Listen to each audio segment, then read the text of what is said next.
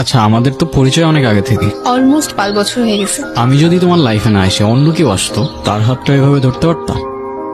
তুমি যদি আমার লাইফে না আসতা, আমার লাইফে আর কেউ আসতো না। আর বিয়ে? করতাম না। আর যদি আমি না থাকি? তুমি ছাড়া সেকেন্ড টাইম আমার লাইফে কেউ আসতো না, আর না কেউ টাচ করবে। আরশি, আমার তোমাকে অনেক ভালো লাগে। তুমি নির্জনে থেকে বেটার কাউকে ডিজার্ভ করো।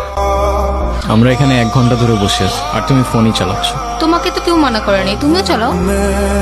আজও ফোনটা কেন নিবা? এটা কেমন অভ্যাস? মানুষের প্রাইভেসি বলতে কিছুই নাই। আমি জাস্ট আর টলারেট করতে পারতেছি না। এখন তো আমার আর টলারেট করতে পারবাও না। তোমার কথাগুলো না আমার আর জাস্ট সহ্য হচ্ছে না।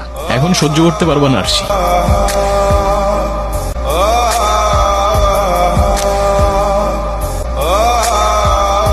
তো কেমন আছো? তোমাকে আজকে অনেক সুন্দর লাগতেছে। থ্যাংক ইউ, এত কষ্ট করে আমার সাথে দেখা করতে আসছো।